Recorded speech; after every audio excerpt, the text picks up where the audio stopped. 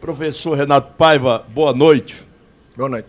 Bom, eu gostaria que o amigo analisasse a sua equipe nos 90 minutos e mais alguma coisa, taticamente. Agora, eu gostaria de saber, antes, para a gente se descontrair, quantos quilos tiraram de suas costas com esses 2 triunfos no Bahia contra Vasco e Curitiba?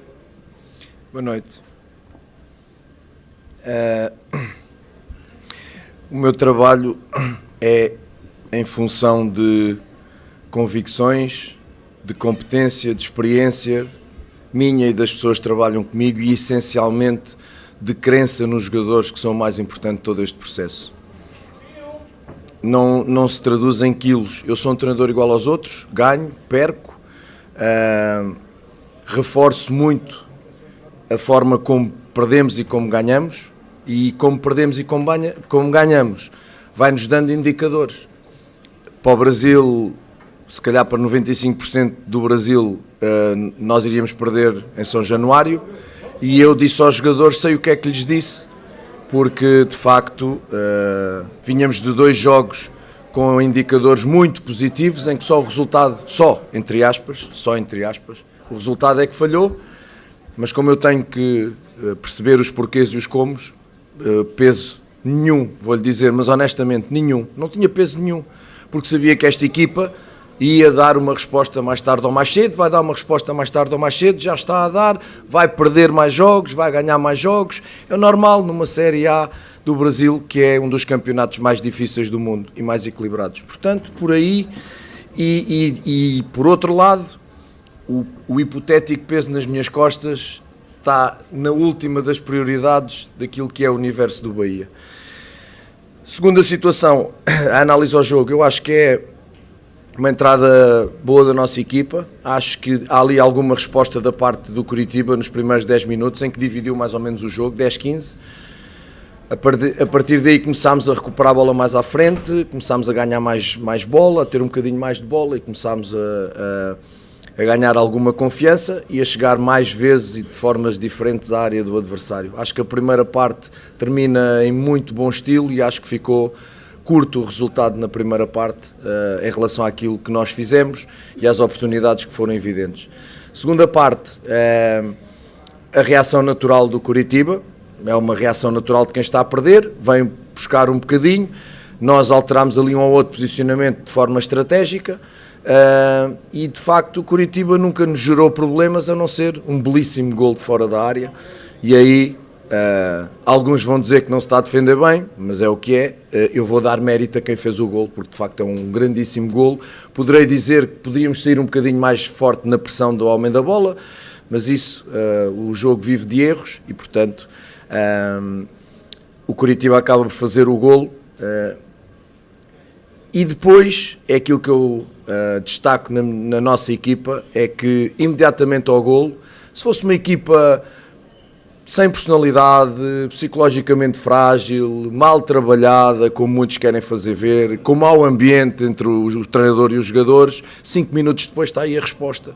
A equipa não se afundou, é um momento difícil, em que de facto o Curitiba estava um bocadinho melhor no jogo, com mais bola, mas sem nos causar muito erro, muita preocupação dentro da área, em especial de finalizações, e depois acabámos outra vez por, dando essa resposta, voltar a sermos nós próprios, voltámos a falhar outros golos e outras decisões que poderiam dar oportunidade, a tomada de decisão falhou aí um bocadinho, acabámos por fazer outro golo de bola parada, justo, acho que é uma vitória justa, poderia se calhar ter sido por números superiores, se calhar poderia, mas também valorizar o trabalho que o Curitiba fez e que o meu colega Zago fez. Mister, boa noite. Boa noite. Eu falei com você na última coletiva sobre o desafio de ajustar o Bahia defensivamente. Hoje o Bahia levou um gol, mas um gol de fora da área, né? E os atacantes do Curitiba não tiveram nenhuma finalização real em frente ao Marcos Felipe. Você entende que esse momento a equipe começa a ter consistência defensiva, começa a ter um jogo melhor na parte de trás? Boa noite.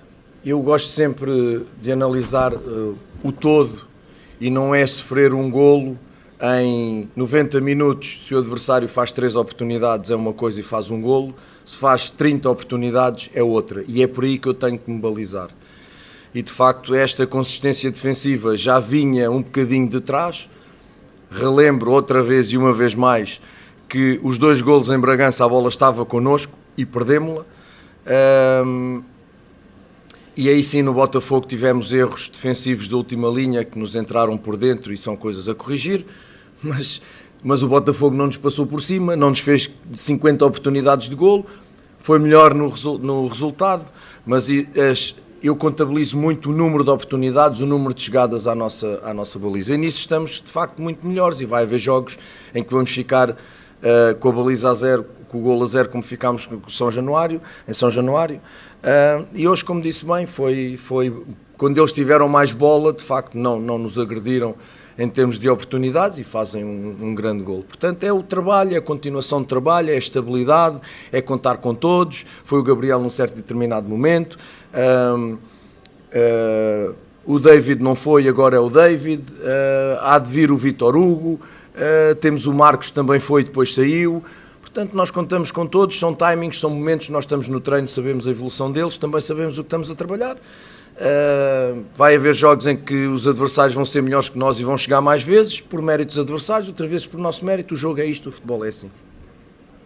Renato, um momento em que, além do triunfo, o gol, na minha opinião, foi um aborto de sorte do Curitiba, mas os seus foram trabalhados.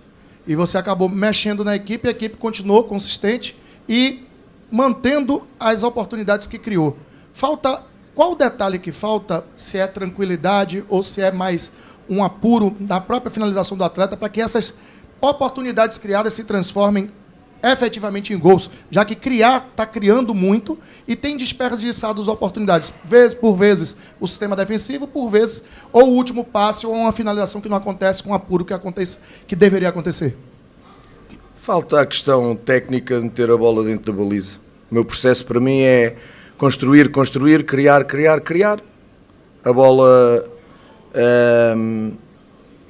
não entra de facto por questões técnicas, é continuar a trabalhar a finalização. Boa noite, professor. Boa noite, Marinho. Como está? Eu gostaria que o senhor falasse a respeito dessa virada de chave dentro do próprio campeonato, ainda no começo da competição, porque quando se perde, pouco se olha se o time jogou bem ou mal, fala-se do resultado. E o senhor vem agora de 3 resultados de triunfos, uma acordada no Campeonato Brasileiro ainda cedo. Podemos dizer que começa a ter frutos do trabalho, que antes a bola não estava entrando e agora começou sim a acontecer o que vem sendo trabalhado? Sim, começa a perceber-se as nossas ideias ainda longe. Vamos ter agora uma sequência de 2 semanas e 4 jogos, portanto menos tempo para treinar, menos tempo para trabalhar. Conseguimos corrigir alguns detalhes neste espaço, agora que tivemos mais tranquilo, entre aspas, para trabalhar a equipa. É dizer, falta tanto campeonato, este campeonato tem séries de vitórias, depois tem séries de derrotas, enfim, a qualidade e o equilíbrio dos adversários é tanto que de facto é aquilo que eu continuarei a fazer, é olhar para o crescimento da nossa equipa, é o processo de crescimento que me interessa, e isso eu analiso, como disseste bem, nos números da exibição, não nos números do placar. Nós todos queremos ganhar, mas a nossa responsabilidade no dia a dia, volto a dizer, é perceber como ganhamos, como perdemos, porque ganhamos, porque perdemos, e tentar corrigir. Portanto, não tenho desequilíbrios, como alguns dizem. Aceito as críticas e aceito-as bem quando são críticas. Errarei as vezes que tiver que errar, vou errar menos vezes que acertar, podem ter a certeza, pelo menos para mim. Agora o campeonato vai nos expor muitas situações complicadas, a Copa do Brasil igual.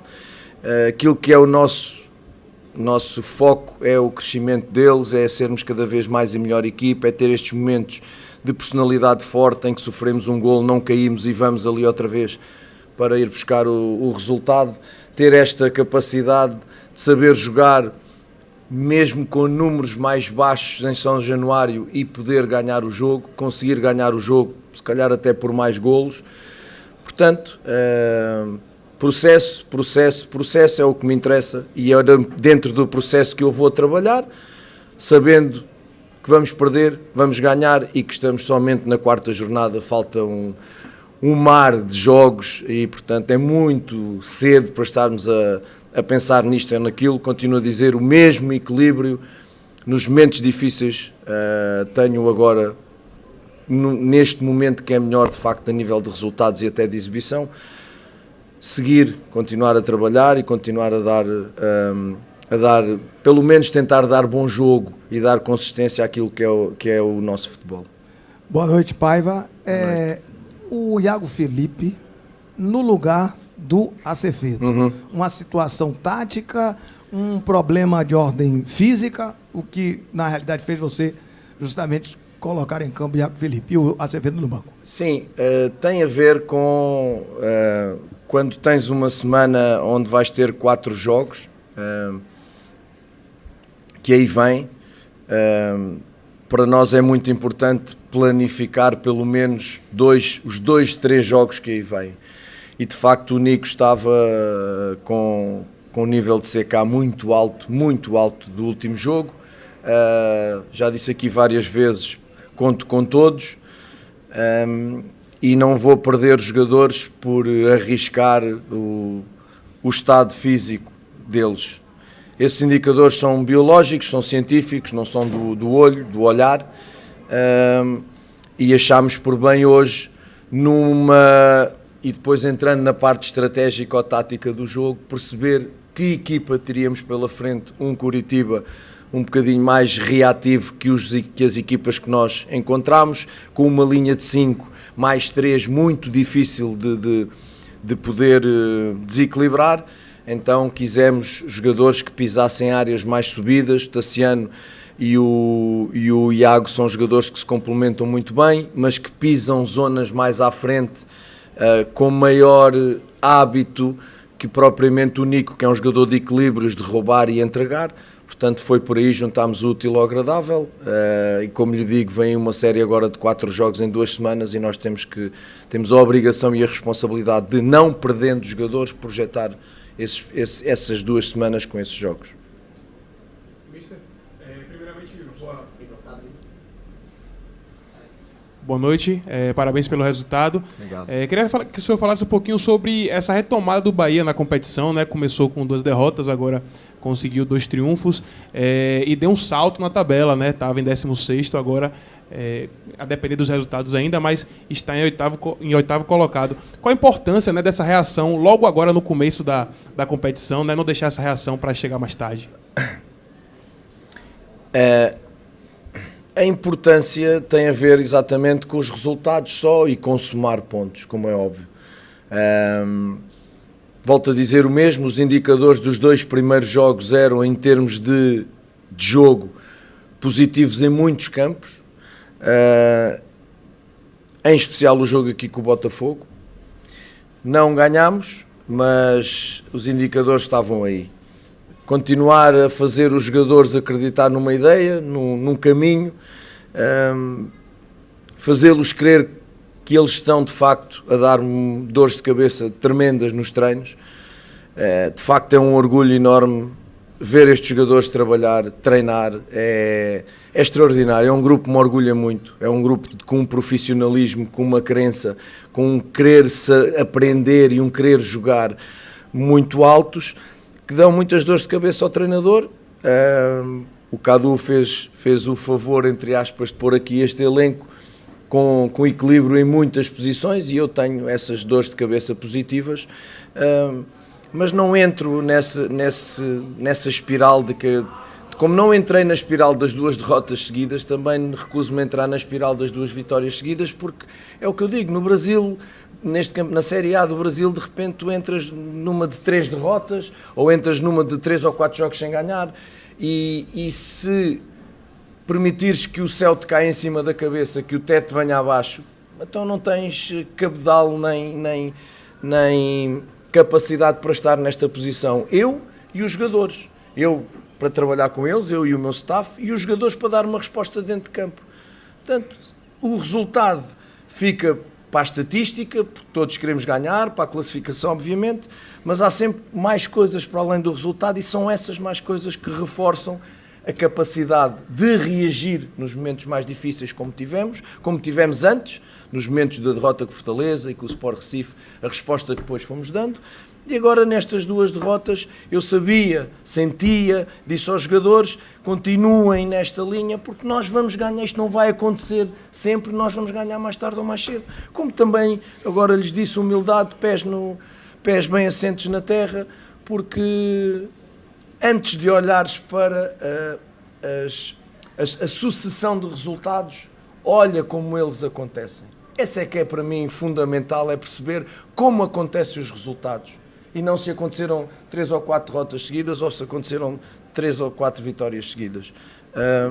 Trabalho assim, vejo as coisas desta forma, pés assentes na terra, sabendo que já Santos é uma partida muitíssimo difícil, Vila Belmiro é um estádio também difícil, depois temos Flamengo em casa, enfim, é que nem dá para escolher, é olhar para o jogo e para os jogos 1 a 1 e trabalhá-los da melhor forma.